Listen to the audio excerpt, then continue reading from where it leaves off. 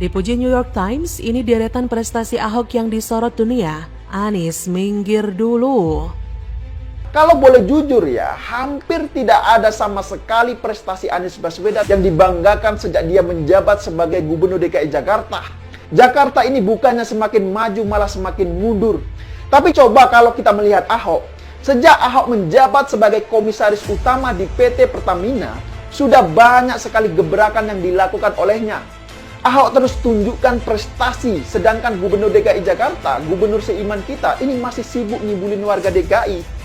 Basuki Cahayapurnama atau Ahok telah mengukir sejumlah prestasi, baik di nasional maupun di dunia internasional. Beragam kesuksesan saat Ahok memimpin Jakarta mendapat sorotan di dunia internasional. Di tingkat nasional, penghargaan pun diperoleh dari Komisi Pemberantasan Korupsi, Bappenas, dan Lembaga Kebijakan Pengadaan Barang dan Jasa, hingga PT Telkom Indonesia. Sedangkan di kancah internasional, penghargaan teranyar datang dari hasil pilihan majalah Foreign Policy. Dalam daftarnya, mantan Gubernur DKI Jakarta itu juga pernah masuk dalam daftar Global Rethinker 2017.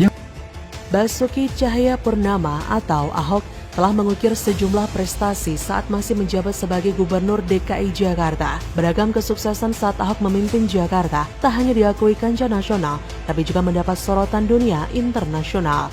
Di tingkat nasional, penghargaan itu diberikan oleh beragam instansi, mulai dari Komisi Pemberantasan Korupsi, Bappenas, dan Lembaga Kebijakan Pengadaan Barang Jasa Pemerintah (LKPP), hingga PT Telkom Indonesia.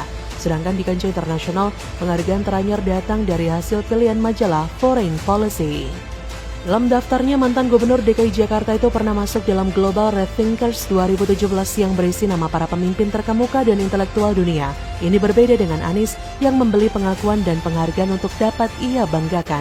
Lantas apa saja sih prestasi Ahok yang pernah disoroti dunia internasional? Berikut ulasannya, membangun ketahanan kota. Berkat usaha Ahok dalam membangun ketahanan kota, Jakarta pernah jadi salah satu finalis dari kota-kota dunia yang diajak bergabung dalam jaringan 100 Resilient Cities atau 100 RC.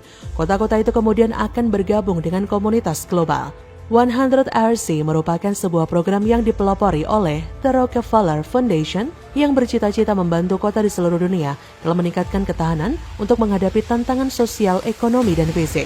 Adapun manfaat yang dapat diraih dari program itu, Jakarta diberikan kemudahan dalam mengakses beragam fasilitas, antara lain berupa perangkat, pendanaan, sumbangan, keahlian teknis, dan berbagai sumber daya lainnya.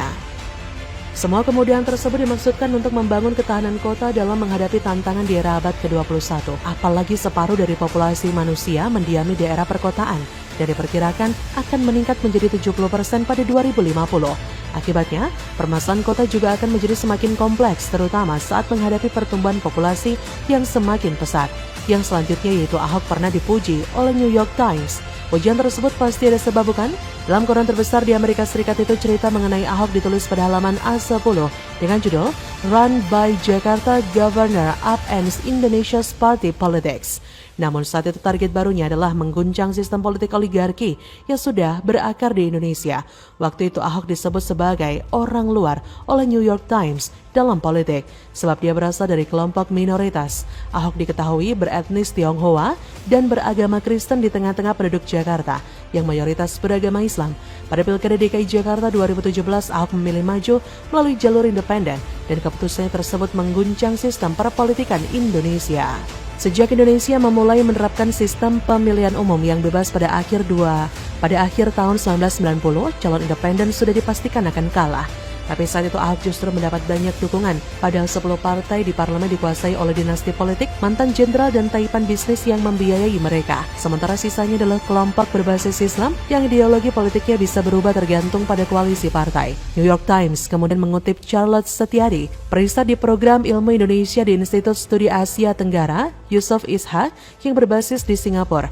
Menurut Charlotte, Ahok menjadi alternatif bagi warga yang sudah muak dengan sistem politik di Indonesia yang dapat menolongnya dalam pemilihan gubernur. Bahkan Ahok masuk daftar Global Rethinkers pada 2017. Selain Ahok ada Presiden Korea Selatan Moon Jae-in, Presiden Prancis Emmanuel Macron, Presiden Gambia Adama Barrow, serta Dubes AS untuk PBB Nikki Haley. Dalam daftar tersebut terdapat pula mantan tangan kanal Donald Trump, Steve Bannon, prajurit transgender yang membocorkan rahasia AS Chelsea Manning, seniman Ai Weiwei, juga Leila de Lima, senator Filipina yang menjadi pengkritik terdepan Presiden Rodrigo Duterte. Alasan Foreign Policy memilih Ahok adalah untuk tetap berdiri di tengah fundamentalisme yang sedang bertumbuh di Indonesia. Selain itu, dalam narasinya, Associate Editor of Foreign Policy Benjamin Soloway menyebut saat terjun ke dunia politik di Jakarta pada 2012, Ahok tak sesuai dengan profil politikus pada umumnya. Ia bermulut tajam, keturunan Tionghoa, dan seorang Protestan di negara berpenduduk mayoritas Muslim terbesar di dunia. Tapi itu semua bukti jika siapapun orangnya, apapun latar belakangnya, apapun agamanya, jika dia memang ingin Indonesia maju, maka itu akan lebih baik daripada pemimpin yang munafik. Bagaimana menurut Anda?